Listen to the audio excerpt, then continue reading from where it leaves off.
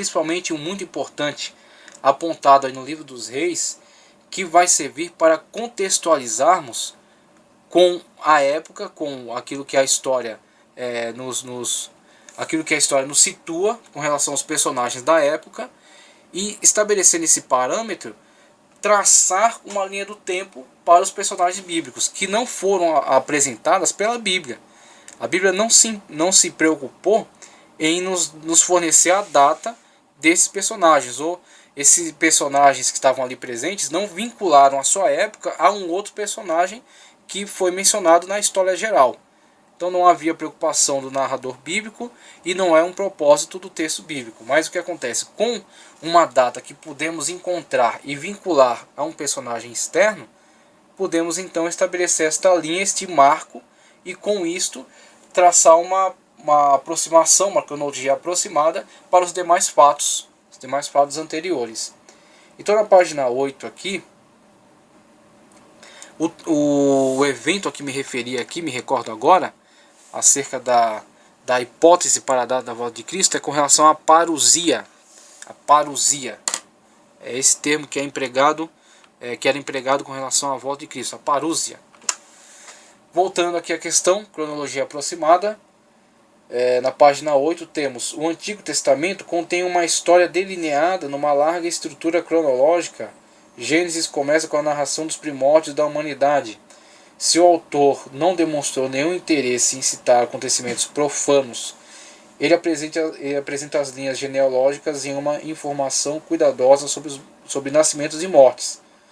Cada personagem, de Adão a José, é rigorosamente relacionado ao seu pai, a fim de assegurar a sequência exata do tempo. O período de José a Moisés é também descrito em Êxodo 12:41 com exatidão.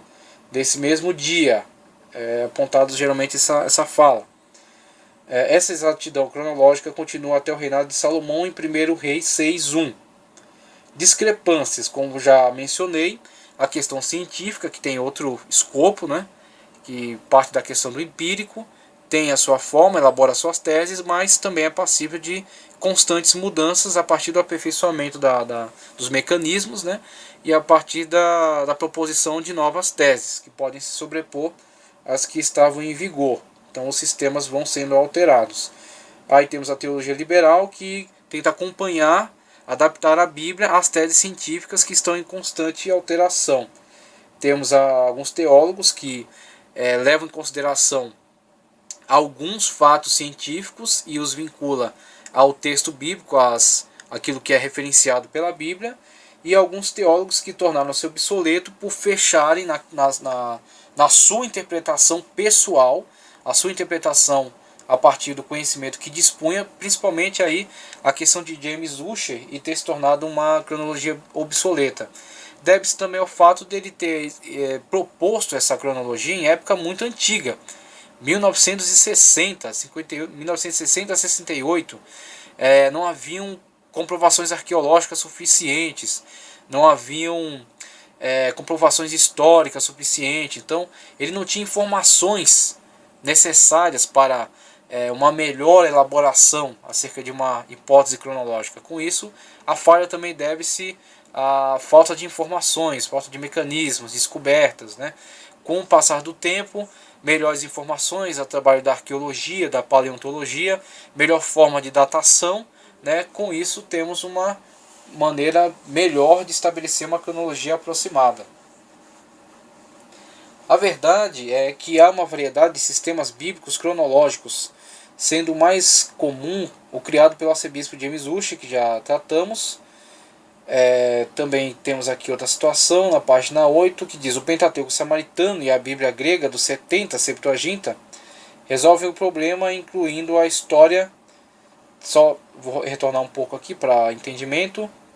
Essa variedade origina-se de diversas questões exegéticas. A maior delas é a de Êxodo 12:14, que assinala o período da permanência no Egito, o período da permanência do povo de Israel no Egito. O Pentateuco samaritano e a Bíblia grega dos 70, a Septuaginta, resolvem o problema incluindo a história patriarcal dos 430 anos de permanência. Os cronologistas subtraem o período de 15 anos dos 430 para que 215 sejam anos de permanência no Egito. Isso faz com que a data da criação seja 4004 a.C., exatamente 4.000 anos antes do nascimento de Cristo. E aí vemos que, na verdade, esta elaboração é artificial. É tentativa de subordinar os fatos ao sistema. Quando faz essa tentativa de subordinar os fatos externos ao sistema, falha, porque os fatos apontam outros referenciais, como nós vamos ver aqui. São apontados outros referenciais que testemunham de que aquela sistematização falhou. Aquela sistematização, mesmo que tentou arrumar, incluindo a data da permanência de Israel no Egito apenas durante 215 anos e contabilizando a data de 430 como sendo a peregrinação desde a saída de Abraão até o Êxodo, né, essa na verdade uma arrumação artificial para poder chegar a esse denominador de 4.004 a.C., isso falha por causa de outras evidências que vão mostrar que as datas não vão bater. As datas não batem. Então isso foi principalmente uma questão, uma arrumação feita nos tradutores da Septuaginta e nos tradutores do Pentateuco Samaritano, né, que são tradutores posteriores ao texto hebraico original. Que aí tentam, através essa arrumação, né, essa tese, essa teoria, chegar a esse denominador.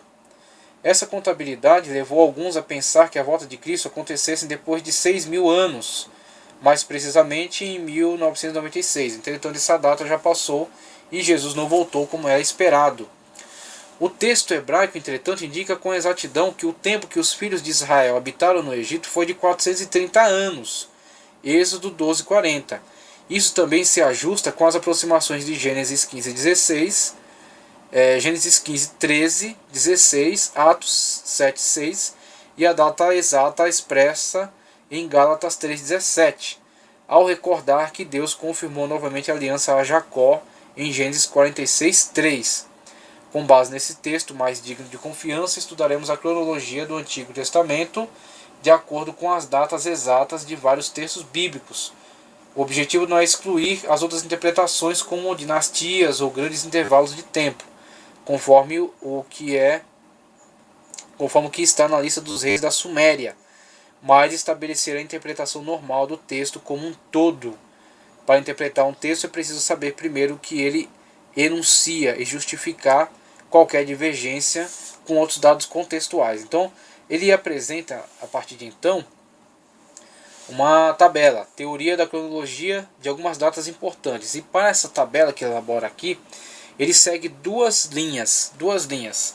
Uma, ele traça uma hipotética forma de datação desde a criação.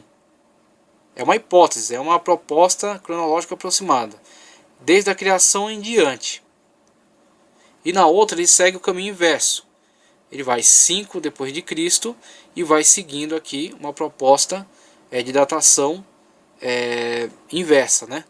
Seguindo desde 5 depois de Cristo e recuando na história. Chega uma data aí de pelo menos 4.173 a.C. para uma possível data da criação. Claro que isso aqui são hipóteses somente, isso aqui são hipóteses, não há possibilidade de afirmação com exatidão nessas datas. Mas o que é mais interessante para nós aqui, que nós vamos trazer aqui nesse quadro, a questão de podermos estabelecer uma data bíblica como uma data da história geral. E aí o texto que foi citado aqui do Livro dos Reis é importantíssimo para isso. Ele resolve a questão. Ele resolve por quê? Ele estabelece a data da construção do templo por Salomão 480 anos depois do Êxodo. E aí temos então como encontrar essa datação aqui. Essa datação, o começo do reino de Salomão, quando ele começou a construir o templo, e foi possível determinar até o mês de Ziv, se eu não me engano aqui a primavera, para a construção, a época mais favorável para o início dos trabalhos, da construção do templo.